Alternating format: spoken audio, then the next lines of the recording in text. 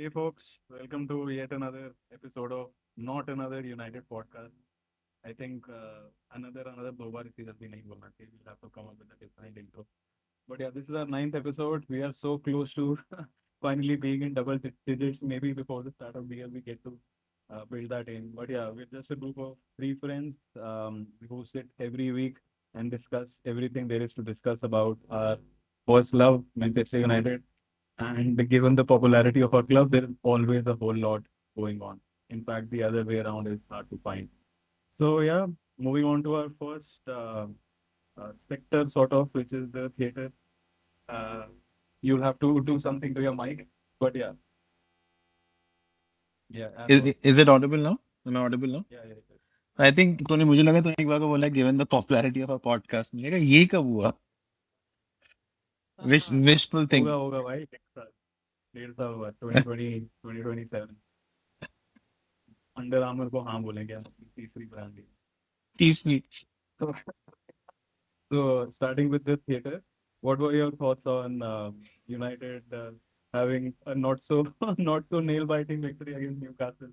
यार मुझे यार to be honest मुझे बहुत मजा आया because the the team that finished the match no one I mean no one in the senses would give that team a chance against a physical team as Newcastle, and I think some of our young guns played tremendously well, especially Heaven, Euro, a couple of, I mean, so I think मुझे बहुत मजा आया, but हाँ, second half में बहुत सफर करना पड़ा जैसे सब बोल रहे हैं, but I think these wins are much needed for a club, uh, for a club which is in our situation, who are, on its way back to finding some sort of momentum. And I think it was heartening to see us grinding out a result for a change. Your Yeah, thoughts? 3 points. 3 points has been hard to come by sadly lately, right? It does not seem like that, but that's the truth. We have maybe won once or twice in the last 7 games before this. Five in the So last nine just games. yeah, just that in itself was a big deal. And given that Newcastle, we don't play well against them. We've lost the last 5 out of 6 matches, and we always lose convincingly as No, no, well. It's never exactly, like exactly, exactly. close loss anyway. And yeah, the like you mentioned, the lineup that we started the game with and how we ended, what our squad depth looked like, our bench strength. Considering all of that, having lost Bruno as well right before the game, and Mount as well at halftime, right? That was also a big thing. It's, I think, in putting that into under perspective, it's a very, very important victory. Important. And I would think again, it is United doing something that people don't expect of them. Like that's how I see this season panning out more often than not. So yeah, but it was very anxious because who knew we would have a clean sheet? So like वो तो trauma है ये. Like I always felt कि अब goal होगा. But thankfully we were able to come out of it. So funnily, I'll tell you a funny incident. At 95th minute, I switched off my TV. कि यार मतलब गोल पड़ भी सकता है बिकॉज जैसे तूने बोला राइट कभी भी मतलब राइट नाउ हमारा जो ट्रॉमा है हारने का ड्रॉ करने का जीते मैचेस नहीं जीतने का वो इतना स्ट्रांग है कि लगता है कभी भी गोल पड़ सकता है कभी भी हम सेटबैक खा के मतलब हार सकते हैं जो भी है तो I switch off the TV 95 minute की यार 3 मिनट बाद सीधा गूगल पे स्कोर देखूंगा but I switch off the TV at 97 minute and luckily तब तब एक लास्ट उनको किक इन मिली थी जो गोलकीपर ने ली थी मुझे मेरी तब भी फटी थी कि तभी भी गोल हो सकता है बिकॉज हमने लास्ट 4-5 सालों में ऐसे ऐसे गोल इतने सारे खाए हैं कि बहुत बड़ा ट्रॉमा है तो I was pleasantly surprise that we held our own against an extremely physical team in Newcastle Yeah, and we didn't give them too many chances to score either. I think मतलब हाँ clear cut chances तो ज्यादा नहीं थे हाँ but yeah, Lewis Smiley came close. There was Lewis Hall Lewis Hall hit came the close हाँ hit the post, but that was not गॉ- like us. Gordon Gordon. Gordon came close I think यही दोनों याद है मुझे But I saw the हाँ entire. I mean, we were there for the taking for sure. So Newcastle could have done much better. But मुझे as a pattern बस ये लगा.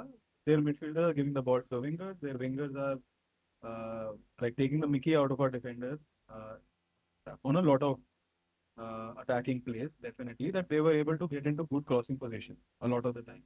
और बस क्रॉस आ जा रहा है बार बार पूरे मैच में. I feel this kept happening again and again and again. Maybe it was a little too one-dimensional, but of course their wingers were pretty fiery, like especially Gordon. I think he didn't have to do much to get past our defenders. Even Euro, and Euro came on as well.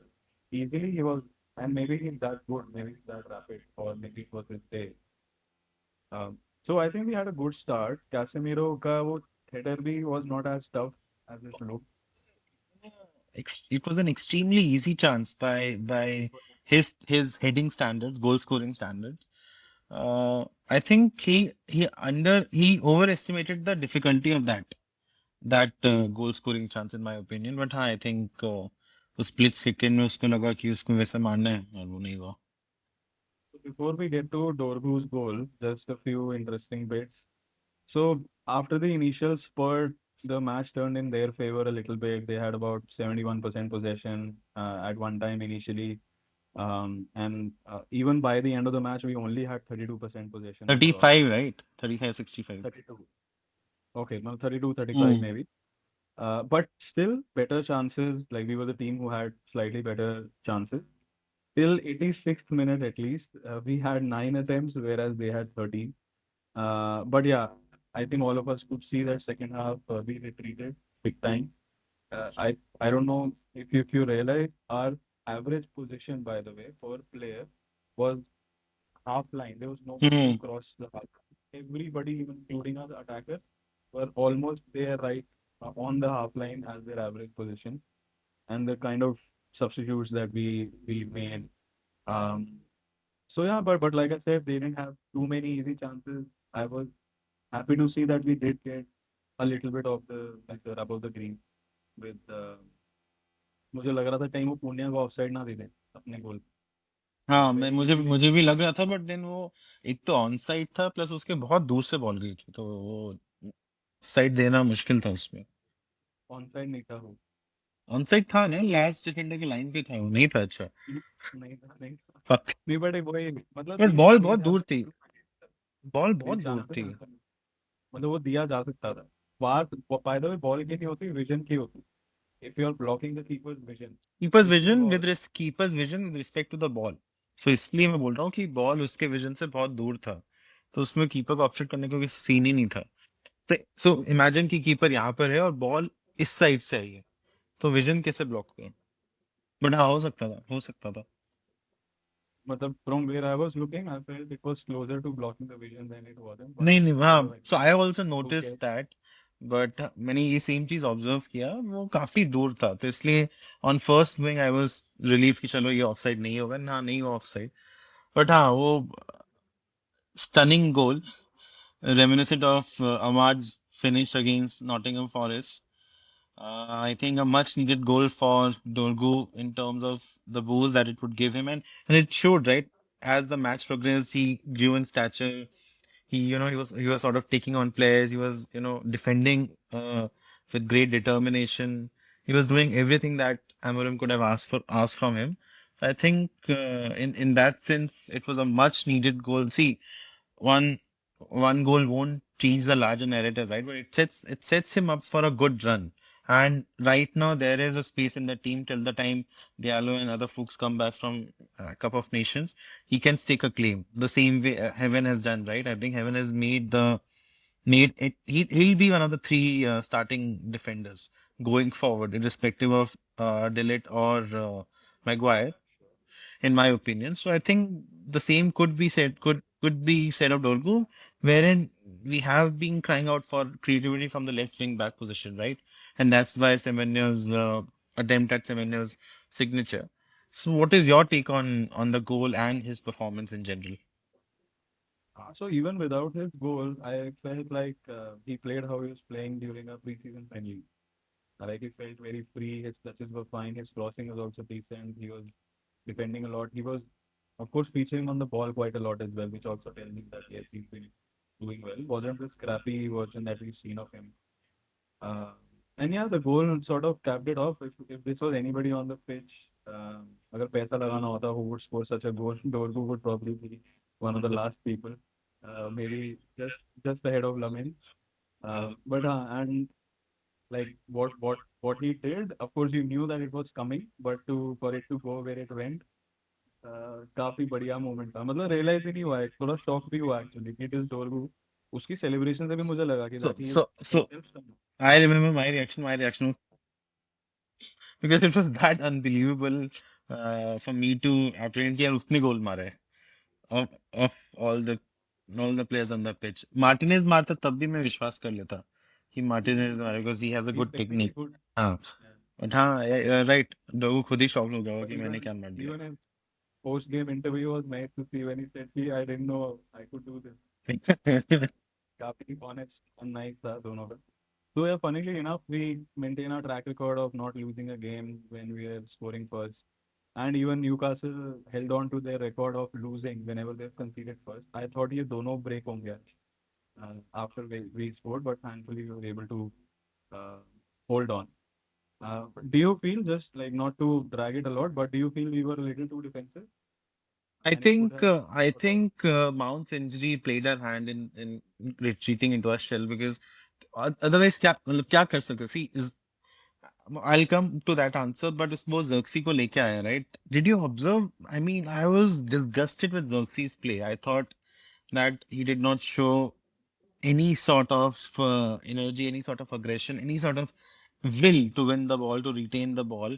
And I mean, I would have assumed that, knowing how he was booed by his own fan in the same match last year, this would have been more personal for him. But I mean, I was shocked at his performance. So essentially, we were playing with 10 men on the field. Therefore, we were defending with 10 men on the field. कोई outlet ही नहीं था ना क्या करते and I mean, the another approach that could have been taken was getting Lacey in the number 10 position instead of Mount. But I think this was too physical a game for someone of Lacey's stature at this nascent stage in his career to come and impact the match. So I think, uh,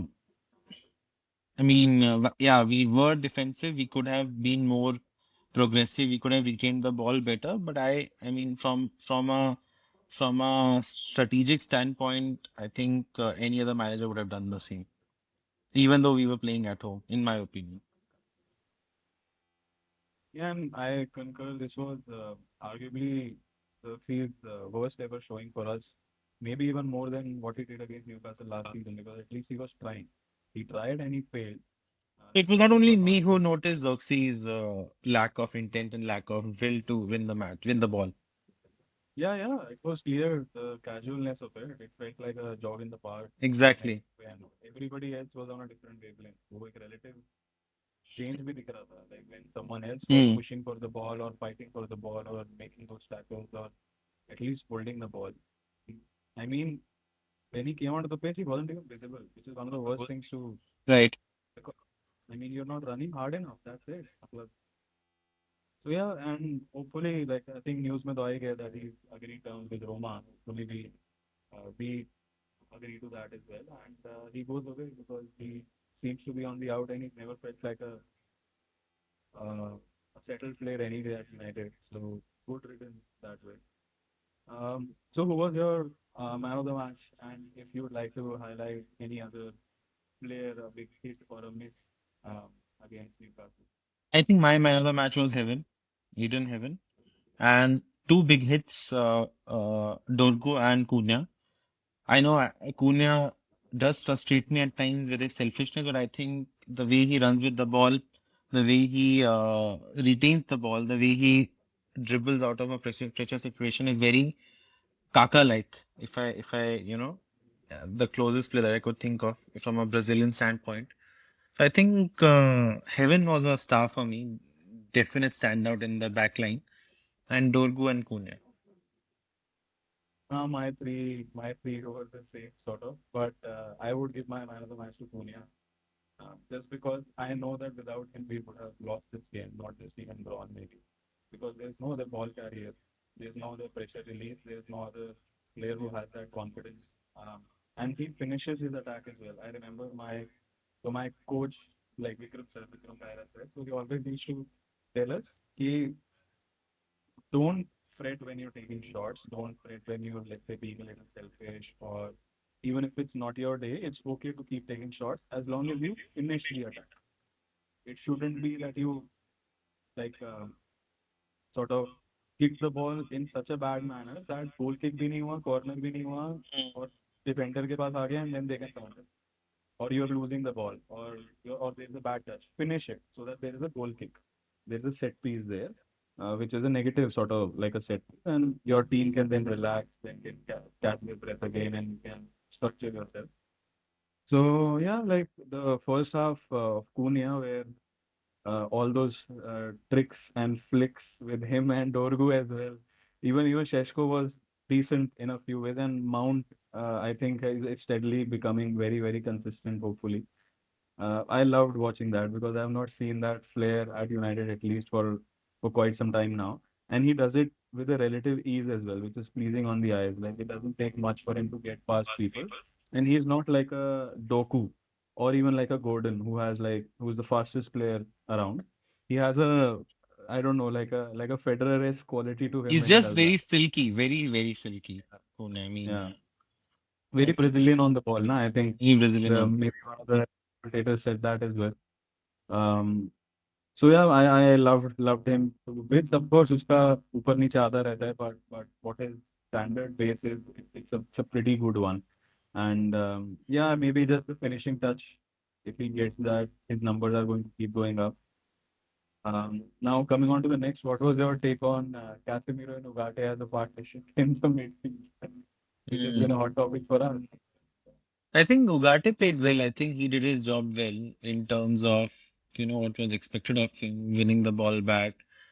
Was it Ugarte जिसने शेशको के लिए वो chance create किया था जो पोल पे जो बार पे लगा था? उगाटे नहीं जीता था ना वो बॉल, या I think it was Ugarte if I'm not mistaken. I think Ugarte did his job well. The destroyer role उसने अच्छा खेला. Casemiro had an okay game, but in terms of the partnership, Casemiro Ugarte has won 5 out of 6 matches that they have started together, right? 6 out of 7 or 5 out of 6. So clearly, in terms of the balance, it works. But then when you play Casemiro and Ugarte, there's no creativity from the deep, and that's where you have to rely on your center backs, where Martinez comes into the picture to play the role of a playmaker, because neither Casemiro nor Ugarte can do that role, and they're not cut out for it, they're not made for it. Both, so essentially, Ugarte is much like younger Casemiro in the sense that he covers every blade of grass, wins the possession back, and gives it to the creative players. But sorry, It's a bit of a stretch calling Ugarte and Casemiro. I'm saying kind of like younger Casemiro, not obviously not of that quality, but in terms of the play that he makes. So I think ठीक है. I mean, it can work against oppositions such as Wolves, Burnley, Leeds, जहाँ पर we won't get dominated in the middle of the park. But Yeah, it's a against, makeshift one. it's a makeshift, Maybe it's a against makeshift, yeah. teams. And I But think against Casemiro a, looks slightly less worse next to Ugarte because Ugarte can cover the pitch a little bit more. And Bruno can't do that. And Wobi, yeah, when Ugarte is on his A game, which I won't say this was his A game, but it was closer to it relatively. And one visible difference was because Casemiro knew, like, I don't know, whatever, he didn't keep throwing the ball to the attacking half in via his first touch, which he keeps doing, right? He put a hold to that. He played neat and tidy. This was, I think, after really long, he had a match where he completed more than 90% passes, by the way, after a really long time. And he kept it neat and tidy. Um, so yeah, and I think against like with Casemiro, Ugarte plays as a number 8, as Mhm. opposed to a number 6, which he plays when he generally come on or whatever. So yeah, decent. Of course, not sustainable. Uh, and yeah, on to the next question. What were your thoughts on our starting lineup and The how you formation. could see like yes the formation and how you could see our bench with the Fletcher brothers, with Lacey, with Mandato. Um, See, first part of the question, the starting lineup, I was taken aback. I I did not expect Dorgu to start as the right, as the right attackers in a front three. So we started in a classic 4-2-3-1 formation, right? I think that's the formation that we've had in position. Sorry, rather out of position. Uh, so I think that also took Newcastle by surprise because what I've heard is that the team was practicing defending in a three-man defense का shape training करते हुए, but they turned up as a four-man का defense. So they were taken aback, and I think today Amarim touched upon the fact that उसने क्या बोला कि बहुत अच्छा आंसर दिया. उसने बोला कि he knew that Newcastle would anticipate them starting in a 3-4-3 or 3-5-3 whatever you have it, those formation में. So they'll go man against man, right? And in that competition, when we are light, when the team is lighter, we will lose most of the battles, and he admitted that कि हमारी physicality, we don't stand up to them in terms of physicality, most of the battles हार सकते हैं. So therefore उसने सोचा कि why not change the formation and play to our strengths, wherein you rely on quick transitions and speed to attack, and therefore 4-2-3-1 आया. And I think in the first half it worked, clearly worked. We were creating good chances, we were pleasing on the eye जितना हो सकता है against a team of Newcastle's quality. And second half, we retreated back in chip. Even with substitutions, I think we retained the 4-2-3-1 chip, which tells, which should tell fans that Amorim is not rigid the way he's portrayed to be. उसने आज बोला, have you heard his quotes? Have you read his quotes? उसने आज बोला कि I did not change the formation because of all the social media clamor or everything that you guys, as in journalists, are saying. I changed it because I felt that my players were ready to try this formation, and I have maintained this since the starting that we will adapt, but it has to be the right time. So in terms of starting 11, I think the only surprise for me was Dorgu's starting position. And I think barring that, the team picked itself. And it always, gives me a lot of joy when I see academy players making their debut or on the bench. I have high hopes from Lacey. I have high hopes from Mentato, right? So I've heard rumors that Lacey might start the next match. So keeping my fingers crossed on that against Wolves. But मैं सुना है मैंने, but देखते हैं क्या होता है. But I'm pretty certain that he will feature in the match because I expect it to be a comfortable match. Uh, Fletcher brothers, I think it was an extremely difficult match for I think Jack or Tyler who came on. I keep Jack. It was an extremely difficult match for a youngster to make his home debut, right, against a team of Newcastle's physicality and intensity. But he held his ground. He did what was asked of him. He did not give away the ball much. It was nothing flashy. इसने ज़्यादा कुछ flamboyant नहीं किया. But I think पहला ही match then I'm extremely stoked about his debut. So I also think that this was maybe perhaps one of the biggest examples of pragmatism that Amorim has showcased ever since he's come here. And contrary to what he used to say repeatedly, he used to keep rehammering the same thing over and over again that back three is not going away, my shape is not going away. Of course, he used to say that he will adapt, but it was nice to see that in action. I mean, in general, like it's not like he's going to keep playing identical all the time. But it was nice to see that he's not as rigid about it, and it only gave me a positive feeling, not just for how he started the game, but for how maybe he could change games during the match as well, which we have found him. If what I've observed is that if the usual formation, that is the 3-5-2 or 3-4-3, 3-5-2 rather, 3-5-2 is played the way it is supposed to be played. It is a more attacking formation than 4-2-3-1. Because in a 3-5-2, you're not, in most matches, you have three defenders and you have two wing backs who are essentially a winger on most occasions.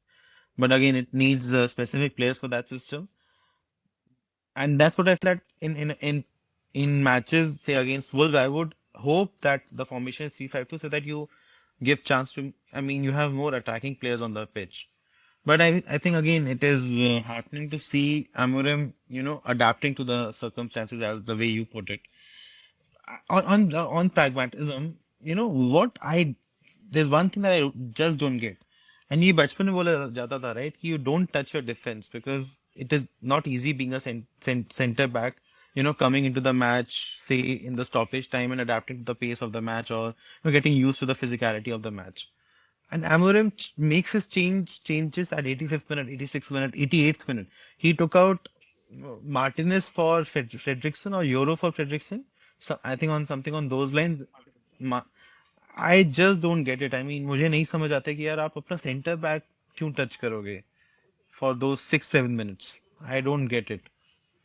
So maybe just in a slight defense, this was Martinez's first start after his ACL injury, right? So it's a big deal. Maybe that was one of the reasons, and we've seen that he is more often than not cautious rather than bold, right? In terms of uh, players and their minutes, and of course we have a whole team now behind us to make these decisions. And another thing I found interesting was that like we had four left-footed defenders on the pitch in Shaw, Martinez, Heaven, and Dorgu. Of course, Dorgu played more attacking, but yeah, it was As interesting to well, see Malaysia as well. Malaysia at the end. But this is how we started with like four um, defenders, like left-footed defenders, which was just a unique thing to see. And yeah, just a little by the way, for us to end this particular section. Um, you mentioned Casemiro and Ugarte winning the last 5 out of 6 matches, and they've lost only one in the last 12. So, and I know we were crying out for this particular duo in the Europa League final, right? Which maybe Amorim got really wrong. Uh, that was surprise back then. So yeah, just it was nice to see. I mean, finally us getting a second clean sheet of the season. And you wouldn't believe we had about 46 bloody Newcastle crosses to defend. That's a whole lot of, I mean, across every 2 minutes. Imagine that. Um, but yeah, and we were, of course, playing with sort of six people defending in a way, and we choked the middle, right? It was obvious to see that we were trying to choke the middle area so that they can't penetrate. And Lamin has to have an honorable mention here. Good ball handling. Um, of course, and even just touching upon Heaven's number, he had like 101% of his duels. He had 8 clearances and 94% successful passes. So not just his, overall gameplay, but yeah, the numbers also sort of corroborated with how he performed. And yeah, I think with this we move on to the red zone. So wanted to just ask you first, in certain positions, should we prefer our academy talent over seeking signings all the time? Uh, Maybe just, I don't know. I mean, it, this was it was just so ingrained in Sir Alex, or maybe we didn't have the luxury of doing this because of how the monies have increased right year on year in terms of spend. Um, what is your take? And I know there is no linear answer here. There is no one size fits all. So you'll have to do your mic thing again. Am I audible now? So I've always felt that the spine of the team, right? That is your goalkeeper, centre back, centre mid, and centre forward. These are the most difficult positions for an academy youngster to crack it and take a claim as the starting player, as the starting 11 ka player. And therefore, in these positions, you don't, you groom them in, gradually. First with few bench appearances, then making them second fiddle to a starting 11 player, and then eventually if they are good enough, they become the starting 11 ka player, right? So therefore, I feel that we can experiment with our academy grads in wing positions, either wing backs or winger positions. But in the spine, in the center of the spine, you know, it might overwhelm them given the quality of the Premier League. But say जो left wing back है हम मंटाटो में को वहाँ try कर सकते हैं right if is up to speed and up is of the desired quality जो हम नंबर 10 पोजीशंस में उस पर भी ट्राई कर सकते हैं in my opinion I mean the likes of Lacey the likes of Ibrahimovic जो whoever the crop that's ready to be integrated into the team उनको ट्राई कर सकते हैं बट आई थिंक स्पाइन में you should not compromise and you should not put an academy grad first unless someone is of say of Pedri's quality और मेनू has that quality, but unfortunately जो भी है उसको chances नहीं मिल रहे हैं या उसका फिट नहीं बैठ रहा है. But I think but such players are rare. Such players don't come often through the system. So I think yeah. So if you note observe, तभी जो स्पाइन वाले प्लेयर्स हैं वो पहले लोन पे ज्यादा जाते हैं, देन वापस आके दे स्टेक अ क्लेम. वेलबेक हो गया, you know, Tom Cleverley हो गया. Some examples. They've not had a good center mid breaking through the ranks. Hardcore center mid. I think I don't know the last Pogba tha, but then he moved out and then came back. But I don't remember. Menu is more a number 10 than a hardcore center mid. Yeah, not many. Cleverly, Gibson, Right. Pereira, Yeah. so Um, nothing to write. And center back is slightly easier than, than the center mid and the center forward position, because you have people who can bail you out in the center back position. Isliye you will see youngsters being given a chance in that position.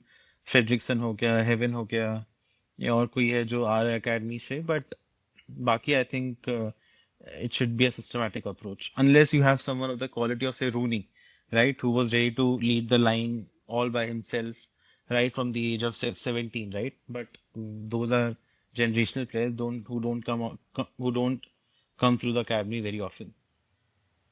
I think at least at United, I would see this as the club and the manager's responsibility to be in a position where we could give more academy players a chance, and that means playing more competition, having a more stable club, having a more settled club where there is no murmurs of the manager getting sacked every other season, Right, right? right. That And also plays an important definitely, and again, it also if you're more consistent with your performances, you have the leverage to do that. right, And not every single match is like us leading by a single goal, right? If right. you're leading by three or leading by four, of course you can. And then there's the Carabao Cup as well, maybe Yeah. European competition. So So yeah, so we were talking about the spine of the team, and I think center forward is I think the most important node of the any team. Our center forward is Benjamin Sheshko, and he's only had 2 goals in the last 18 matches. I know he's been out injured, and if you look at his stats, he has I think 8.6 starts, out of which he has scored 2 goals, which is also not a good output, right? So, uh, do you think he has been struggling, or rather, he has not been? We are not playing to his strength, and we are not giving him the necessary output that is required of him. yes, I think so. By the way, I only bought one jersey this season with a player's name on it, and that was Sheshko because I just wanted to manifest him having a really good season. But short answer is yes, Benjamin Sheshko has been struggling at United this season, and there are no two ways about it. Yes, it is still early doors, but yeah, I'll just say a few things which are very nuanced. I feel whenever I see him on the ball, he feels unsettled when he's facing the goal, not the other way around. Hmm. But when he's facing the goal, which should be his bread and butter, he feels a little unsettled. He feels a little leggy. He feels like something is not right. Matlab, he's not he's not making a touch like this where he Hmm. just takes a touch and shoots like we see him shooting. I think we were talking in our previous podcast as well. We hardly see those bullet shots. We did see a But glimpse of that bullet shot just before he came off. इस match में देखा था एक. by the way, even that shot, I didn't feel that it hit it as pure as he could have. Yes, it hit the post, but the lead up to it was a little leggy. I know, Did I know, not I know feel what you're like a saying. very I mean, he seems good touch. very awkward. And he looks much better away from the goal than near it, which is, I mean, he'll need to, I don't know, correct it or work on it, or I don't know, maybe it's a mental thing, because we need a box in the box. We need somebody who's good in the box as well. We can't just keep having players who are like good with their backs to the goal. That's a good add-on. But yeah, it does not look as assured, even while shooting in general, like how his body position is, how he's able to take the shot. Like I remember that scruffy second, third, fourth minute left-footed shot, which is went somewhere else.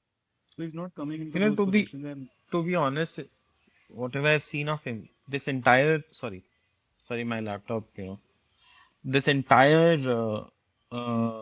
season, I don't remember many. shots from Sheshko. I don't remember many chances that he has missed. He did miss two against Tottenham. He did miss a couple against Bournemouth, I think. But other than that, I don't remember him missing clear-cut chances because we are not creating clear-cut chances for him, right? For example, City create clear-cut chances for Haaland by the truckloads, right?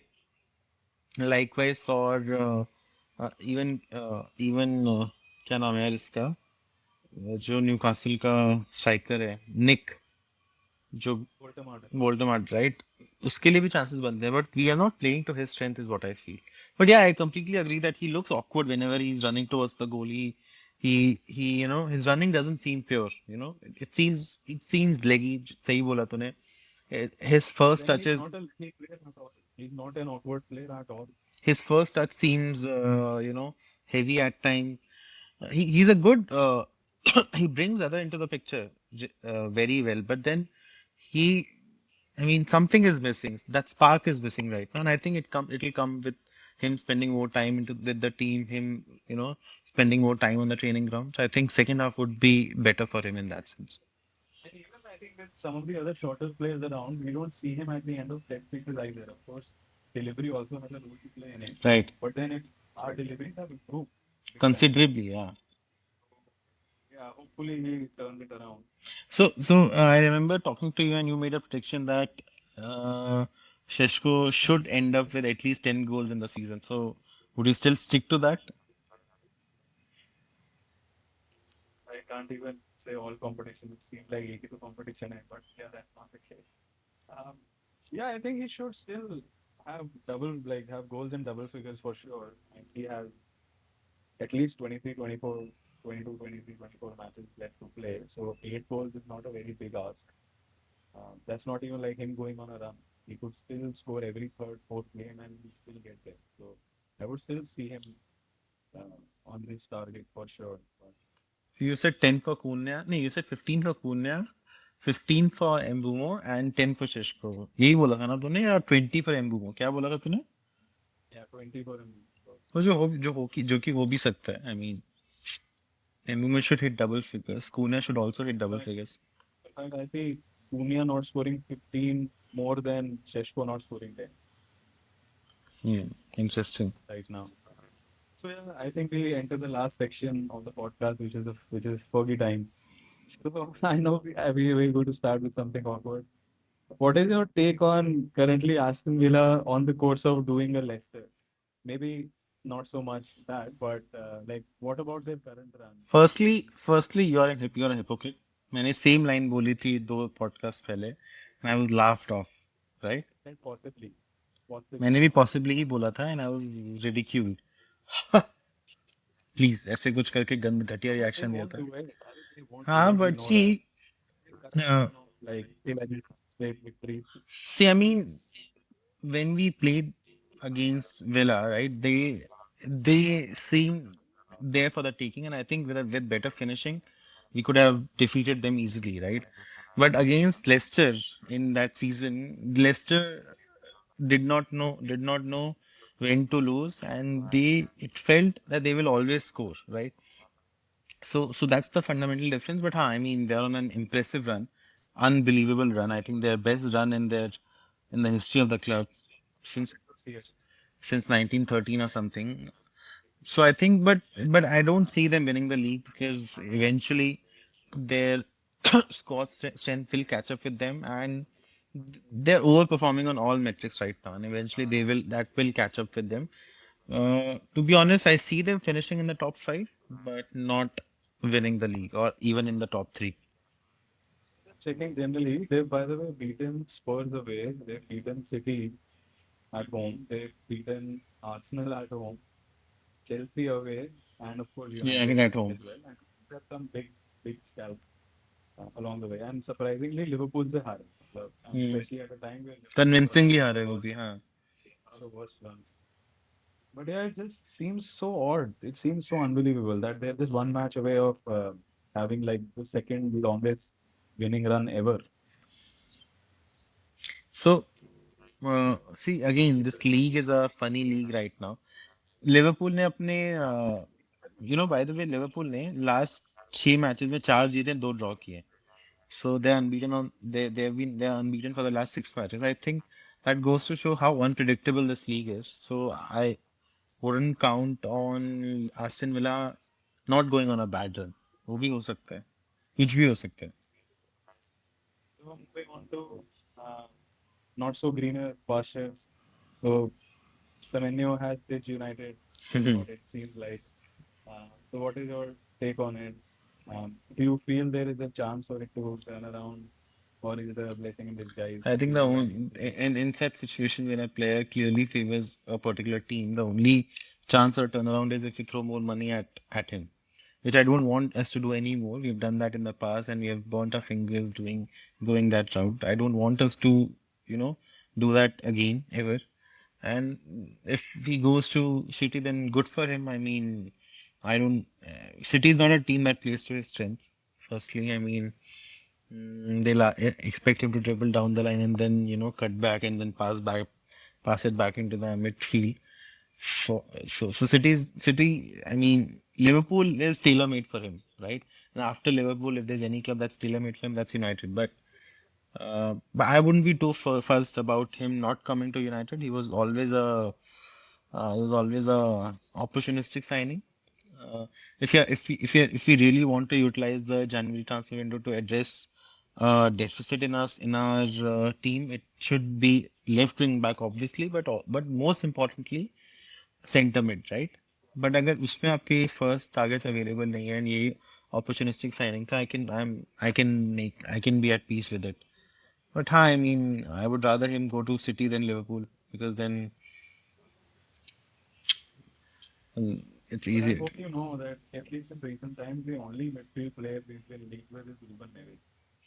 No, There's no so other link. so so Ruben Neves का तो David ऑनस्टीन you know बोला ना उसने कि यार उसने कुछ सुना नहीं है and I think when he says something on those lines I think I mean that more an agent talk than anything else. You've also been linked with this player called Sekou Kone, not Sekou Kone, Manu Kone from Roma, then Baleba से again. The tier one. Baleba से वापस से link up हुआ, but to be honest I don't see us signing any or many players in this window or any. And therefore, I don't see many outgoings either, barring one in the front line, that is Luxy. But that will also happen late in the window, जब हमारे AFCON से player वापस आ जाएंगे.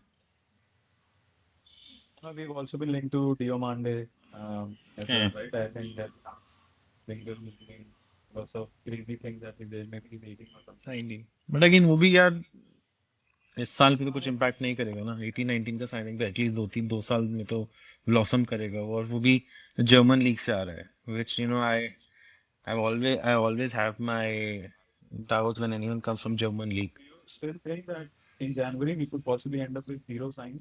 Yeah, I definitely think that. I'm pretty certain of that. Okay. Yeah, I think at least one would come for sure. And it would be like surprise now because there's no clear linkage anymore apart from possibly Baleba, but I don't see Baleba coming in January anyway. Just wanted to ask you, how would you rate Menu in the current, uh, like in the current market? Like, what would you value? Hmm. See, given the prices that players go through, I think 60-65. I think you're generous by 15 million there. Um, because face value, as per face value, is at least transfer market value has declined big time over the past 1.5 years. Just the sheer minutes he's played and in general performances as well. And frankly, at this moment, if he leaves, I'm not going to miss him much apart from the academy angle. But just him as a player purely. Because I don't see where he could fit right now. Maybe my thoughts will change if at all he plays beyond this season, and possibility for which is very low according to me. But how Amorim wants his midfield to be like, he wants both players who are like not destroyed, but who can run very very hard. I don't see Menu featuring a lot, and I don't think he at at this point with the confidence and the minutes that he's had that he could suddenly be a number 10 or like a Bruno replacement. I don't. be that higher. But definitely, like last season, there was an attacking overhaul. I'm sure that a midfield overhaul. Yeah, I'm certain of that. Yeah, yeah. We could easily see all four of our midfielders go away. And but अगर इनमें से कोई भी रुकेगा, Menu has the strongest chance I feel because not Casemiro, Bruno is another conundrum right now. And Ugarte as well, I think they have suffered is what it looks Yeah, like. Ugarte and Casemiro will leave. I think we're in for a very, very expensive transfer market. Thank Exciting you so much, transfer man. market, expensive transfer market. It's a World Cup as well, Yeah. right? So yeah, just a little. I think just wanted to touch upon how AFCON is doing decent for a few of our players. With a few of our, like couple of our players getting man of the matches, Ahmad scoring 2 and 2. I'm not too sure. I won't lie. I've not watched even a single AFCON match. Obviously, I the quality is To be honest, कहाँ feature कर रहा है? I don't know कौन से platform पे आ रहा really the very recently. है. मैंने खाली हाइलाइट्स देखा है, वो जो वीडियो कैप्सूल्स होते हैं जो लोग डाल देते हैं कि गोल मारा है या ये किया है. बट हाँ, I think Everybody comes back uninjured, that's the most fresh. important thing because I don't link form in the national tournaments to your leagues because rarely do the forms translate either ways, right? पूरा अलग ही ecosystem होता है, वो यहाँ का अलग ecosystem है. So I just hope players come back without any injuries or without much stress. At least confidence to October and in general like mental health and stuff for players. But I think what's good to see is how Diallo has become the go-to man for Ivory Coast, right? A country with rich footballing history. He is now the star player in that team. That's a commendable thing. Okay, so moving on to our next question, which was I think our most highly awaited question this podcast. So, who are our top five signings post the Alex Ferguson era? And I'm sure we've Top gone through the five. list that is Yeah, shared, yeah, yeah, right? yeah. By the Telegraph, right? By the Telegraph, yeah. So my Just to repeat, maybe just to repeat what Telegraph's top five signings are. There's Bruno, Zlatan, Mata, Lukaku, and Eriksen. Please go. so Lukaku तो पक्का नहीं होगा मेरे में. Ibrahimovic भी नहीं होगा because एक सीजन के लिए. सो मेरे होंगे ब्रूनो, माटा, मैगवायर, एम्बुमो.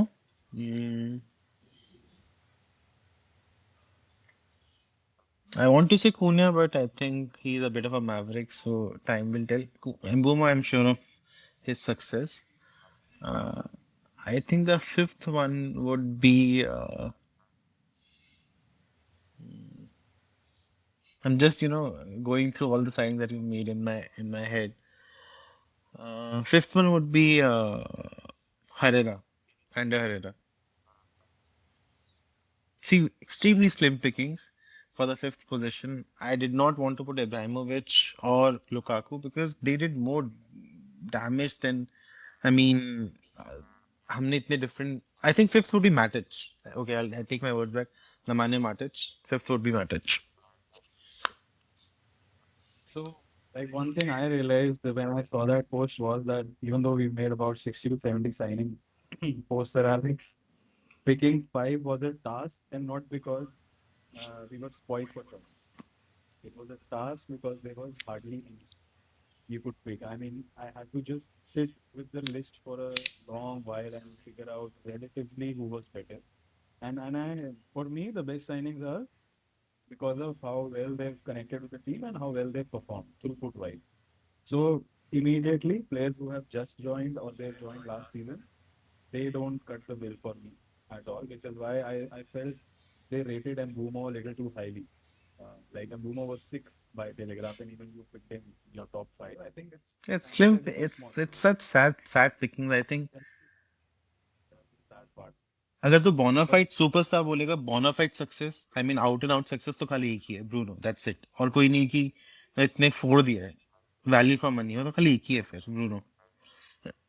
सो वैसे मतलब I know we are not going down to the mathematics of that, but if you consider value for buck, I think I would pick Zlatan and And because he was like, we didn't pay like 40, 50, 60 million for him, like he was a free agent. Free agent था but उसके उसके agent fees उसका जो wages था there is no such thing as a free transfer But right I think value for buck में he delivered what we got him for.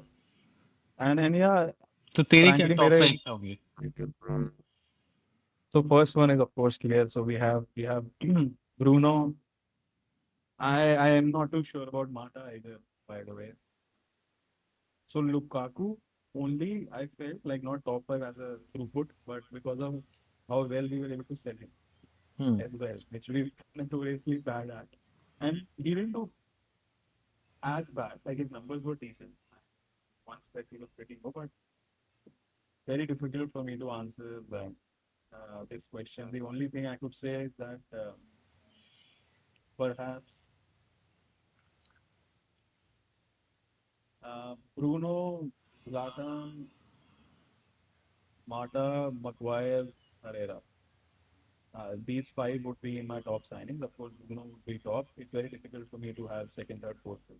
But yes, I good was to very good to see have good to see you pick Maguire among your top 5 that's good to see so certain, by the way, certain controversial sort of rating I saw Telegraph make with these post Fergie signings, right? I felt they rated Dan James too highly. yeah They rated Fellaini, bloody Fellaini too highly.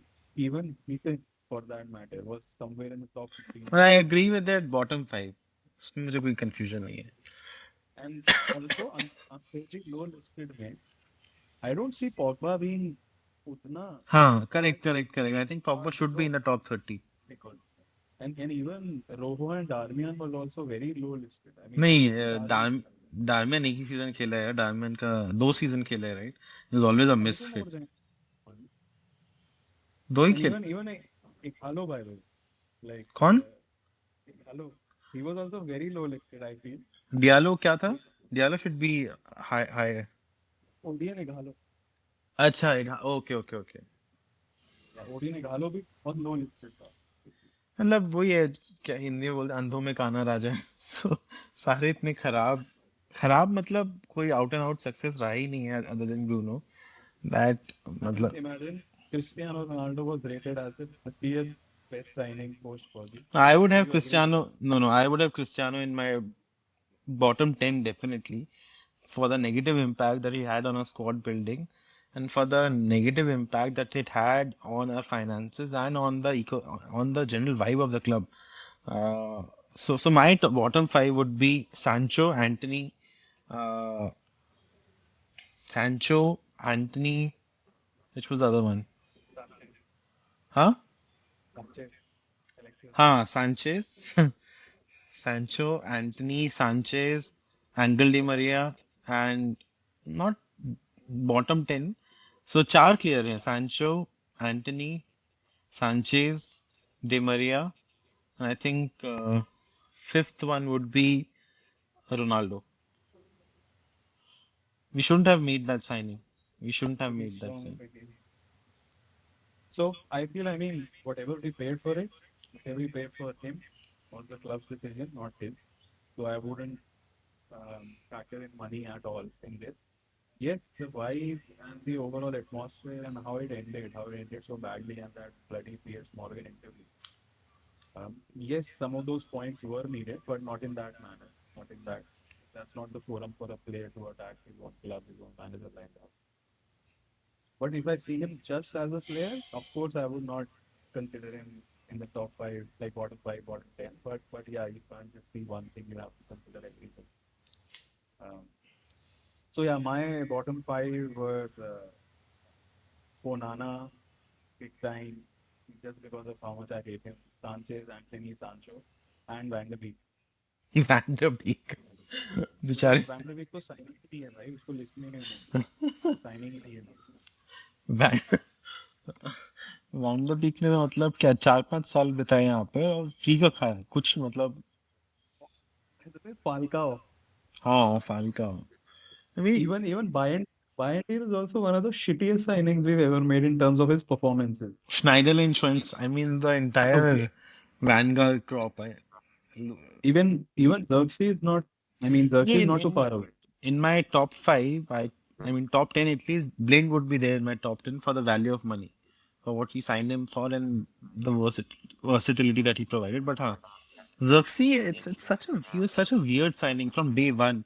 I mean, he doesn't fit the bill of a Premier League player. I mean, obviously has good qualities, right? But the way he sees the game, his lack of aggression, and it just, I mean, what's shocking to me is that he was coming into his groove towards the latter half of the season, and सब एकदम reverse हो गया एक injury की वजह से. I just don't get it. I don't see a way back for him. I mean, I would. ठीक है. So Some to of the sorry. some of the honorable mentions in the worst category were also, by the way, Reguilon. Uh, we had Malasia as well and Amrabat. मतलब क्या हमारा this goes to show कि हमारा जो main reason है for our for we are where we are right now is you know lack of synergy in our signings from one season to the next. कोई synergy नहीं है भाई, मतलब कोई planning ही नहीं है, कोई मुंह पैर ही नहीं था. Hopefully till last season Jersey को साइन किया किस खुशी में, वो 37-38 million में, right? which is not a small amount. So I mean managers के विंस एंड फैंसीज प्लेयर्स को साइन किया है. मतलब दो डच मैनेजर्स तो बैंड बजा दी हमारे रिक्रूटमेंट की, वैनगार एंड एरिक टेन हाग. उसने तो मतलब जो कांड किया उन लोगों ने, जिसको बैक करना चाहिए था, सोल्शायर को बैक करना चाहिए था, उसको सही डिसीजन सही प्लेयर्स देने चाहिए थे. He wanted Declan rice, he wanted Harry Kane, you gave him Sancho, Varane and Ronaldo, or you gave him and you gave him Cavani, Van der Beek and Lee Grant, not Lee Grant, or something, keeper, right? So Diallo, right? So जिसको back करना चाहिए था उसको गलत direction में back किया, और जिनका नहीं सुनना चाहिए था उनका सुना. I hope that has stopped. Also, contrary to popular belief, I felt Casemiro was rated a little lower than what he should have been. He was Casemiro rated he was rated 26th, just one ahead of Fred in 27. I think he's somewhere in the top 15 for sure, he's given top the shit 20. Yeah. given the shit we've dealt with. So yeah, moving on to our penultimate question. What is your prediction for our match against Wolves at home? I am Tomorrow night. हाँ, tomorrow night 1:45 a.m. यार, मतलब I'm sick and tired of these late night matches यार, मतलब होता ही नहीं छुट्टी है. है भाई, बढ़िया दिन है अगला तो. अरे नहीं यार, मुझे सुबह उठा, मतलब मेरा जो पेट है उठा देता है, तो मुझे 5:30 उठना ही You होता are one half Christian as well, so you should be proud. है. Christian? How? But मुझे नहीं पता. Maybe because of your bluntness and lack of empathy. So, okay, now I am expecting a 3-0 win. I'm hoping Sheshko to score a double and Cunha to score one. शेषको will double his season style in a single game. बहुत ही बढ़िया. And That's even starting, more ludicrous than us finishing in the top 4, या जो तूने बोला था हमारे इतने points होंगे. मैंने बोला था 72 होंगे, बट ठीक है 72 नहीं, 70, 65-70 में तो टॉप 4 में आ जाएंगे. तूने 3 बोला है, मेरे को अपनी prediction change करनी पड़ेगी. I'd say we'll win 4-0 and Cunha will definitely score and Sheshko will score, Dalo will score and डालो. one goal by a defender or captain. Or for, given how optimistic we are, it might just be a close encounter and we draw 1-1 or you know have a scrappy 1-0 win. वो भी हो सकता है. मैं तो हमेशा manifest ही करता हूँ स्पोर्ट्स में. If you ask me truly, this is going to be a very close nail biting victory. Very close nail biting victory, and we may concede as well. I don't see a clean sheet at all, by the way. If I was a betting man. So, and like Arsenal beat Wolves 2-1. and they've had a bit of an upturn in terms of their performances at least. Liverpool hung on to the win now. Yeah, and they scored against both teams, and they had more chances against Liverpool as well. I was just watching the highlights. Also, by the way, I wanted to, now that we've, I think, touched upon Aston Villa's current season as well. Do you know which team has the second longest Premier League winning streak in 2025? Wolves. Yeah, yeah, Haji which Badana. is unimaginable. That streak prevented them from getting relegated, no? Earlier Yeah. in the season. And you know the player that was instrumental in that streak? So he was not the only one, but yes, Pune was one of the more important players. But yeah, Sarabia and there were so many others as well. They've By lost. the way, Andre is suspended for the match. Andre? Who the hell is Andre? I think they're center mid.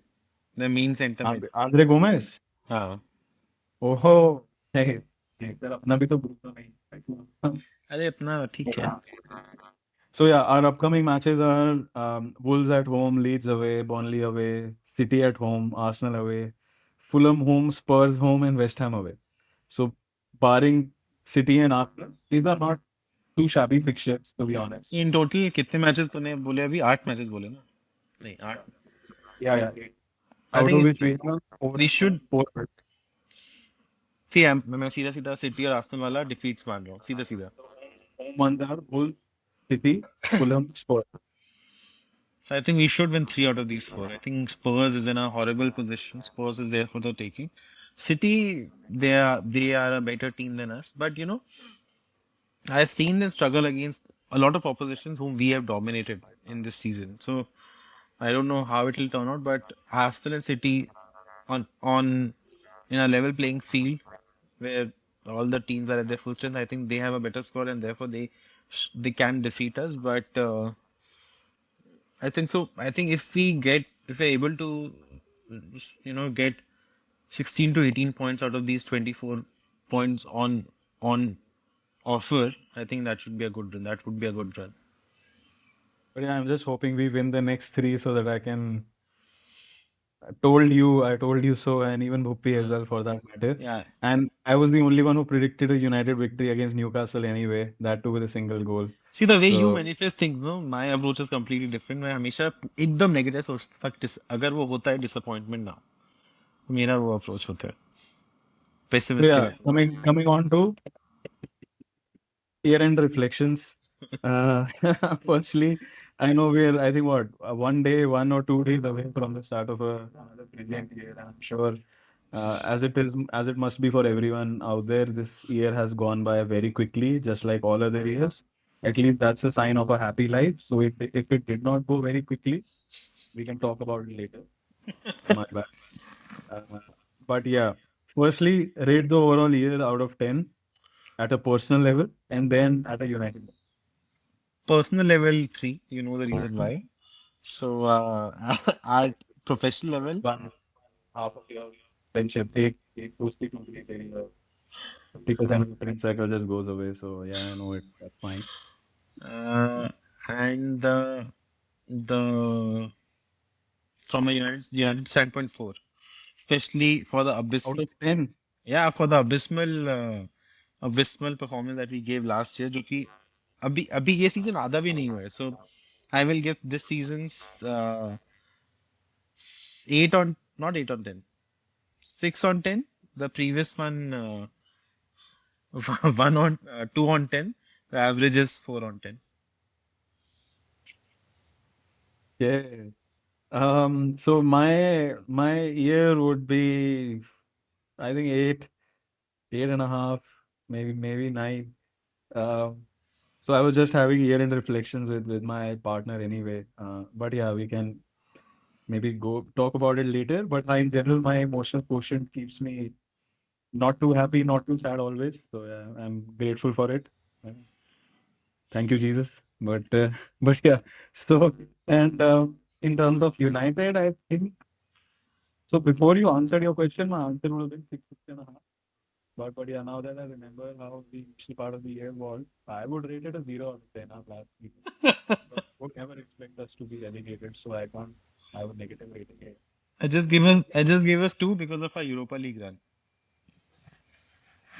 But this, I mean, overall, I would still say, but frankly, in my heart of hearts, I would still give this entire year six, 6.5 out of 10, because maybe we had to go through last season to be where we need to be, not even where we are right now, because we're too early, too young into our system. Also, the whole positivity of the new structure in place, the new people we have, um, the footballing sort of, I mean, contingent we filled.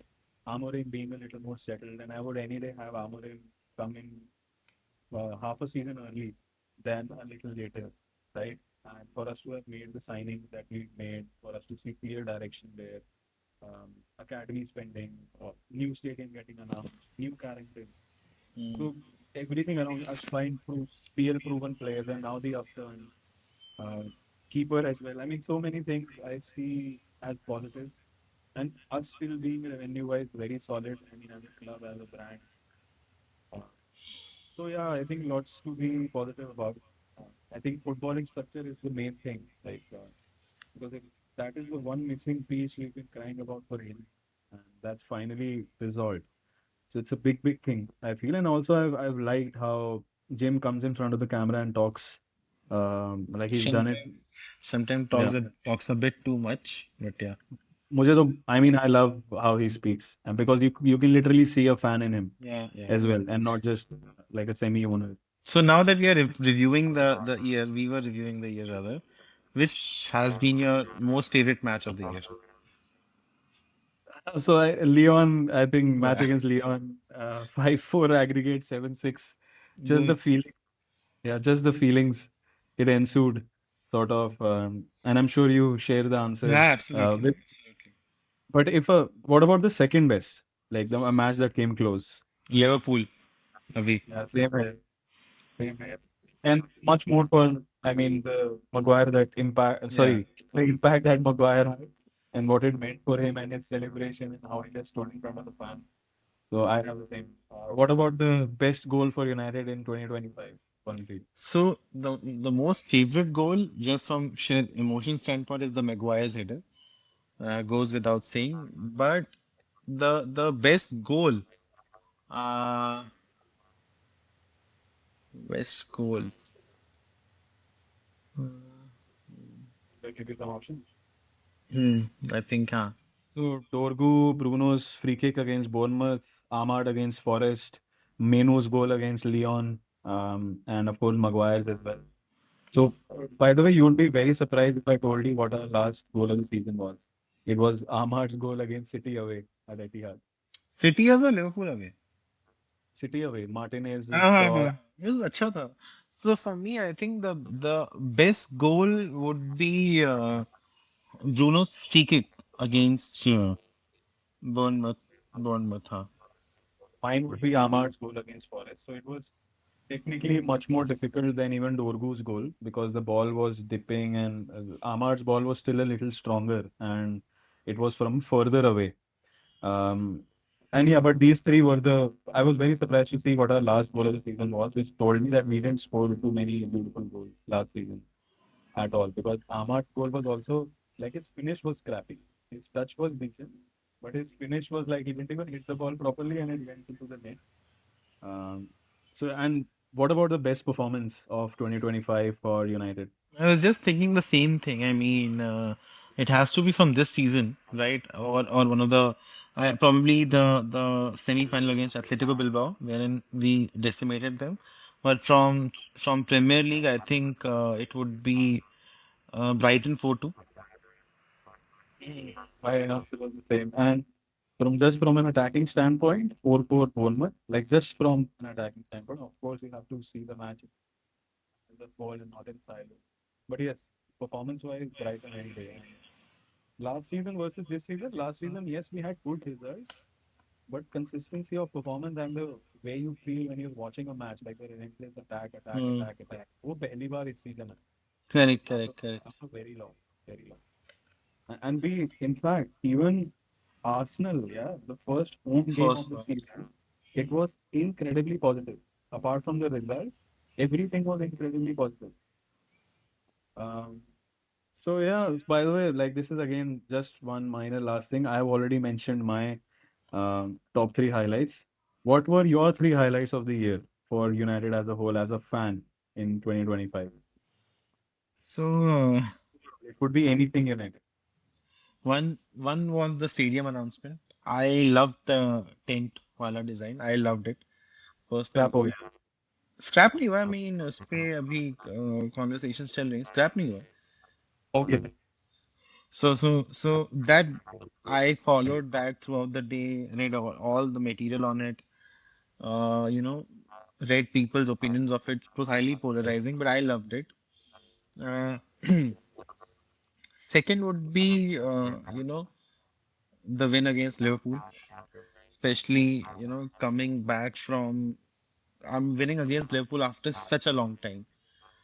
And third was the Leon Wala match. I mean, not many matches have given me that thrill, that feeling, that sheer feeling of euphoria, of joy, the kind that doesn't let that prevents you from sleeping. I mean, knowing how hectic the next day is going to be, but you just want to consume as much as you can about the match.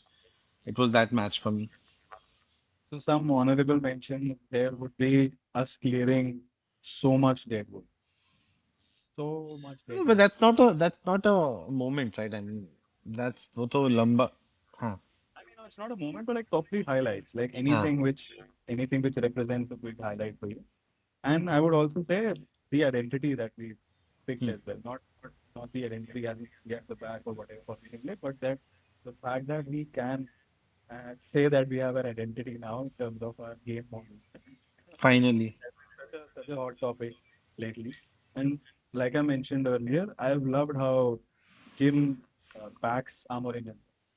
Like I like seeing that humane side of it, and it's not just transactional, not just business.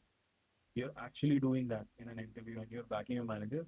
I'm sure it gives like a hell of a reassurance uh, to him as a person. So I think just before we sign off, what would you like to manifest for us as a club for the next year to come? And don't just restrict yourself to where we finish, but maybe some signings, maybe how we So start. three things: winning the FA Cup, finishing in Champions League places, and third, finding a world-class midfielder. Fourth, our striker finally coming good and scoring goals the way we see other uh, elite strikers score. For example, Haaland, yeah, Ekitike, yeah. I mean, I want our strikers to score double-digit goals in Premier League alone. And when I say double-digit, I mean I'm saying late, Higher, higher double. higher double digits, 20, 22, yes, sir.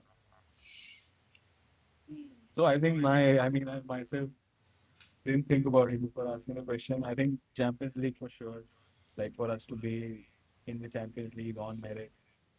Not too sure about the FA Cup. Uh, but yeah, for us to have a really, really good transfer market, pumping up this current one as well, where we overhaul the midfield and we get a good defender as well. Uh, even get a good backup keeper too, because we do require that as well. And not so much the striker, but yeah, I think um, for I would say for our defensive play to relatively improve, just how our attacking play has improved in glimpses, sort of, so that we are firing on all cylinders and there is no one particular position which is slightly weak. So another thing that I would like to mention, like to manifest, and I think that would be the number one thing in my scheme of things would be for people to stop doubting or questioning Amorim, and for this clamor of him to be sacked should stop. I mean, that should stop, just stop as of yesterday, and that can only happen if we win matches. Yeah, cementing that he's here to stay basically for these Yeah, conversations. yeah, yes, yes, exactly. And then yes, even some of the other youngsters to break through and stake a claim for their position. So yeah, I think we couldn't have ended this on a better note. Yeah. I think this is our last podcast of the year because we're just playing tomorrow night. Um, so yeah, on that note, please don't forget to like, share, comment, subscribe. We want to double and subscriber tally in January 2020, 26. That is our New Year resolution. if he doesn't get to finish, then he'll have to like shave his hair or something. So please support him, support us, And support us. and this is the most chirpy that you will ever see Tushar. So do tune in for this particular edition. Because this is a rare occasion. A sight as rare as a unicorn. Seeing Very Tushar being positive and chirpy and optimistic. So do tune in. So yeah, please support us, and we'll be back next week, hopefully after another victory and maybe the top four. I don't know. Thank you. Bye bye. Chalo. Bye.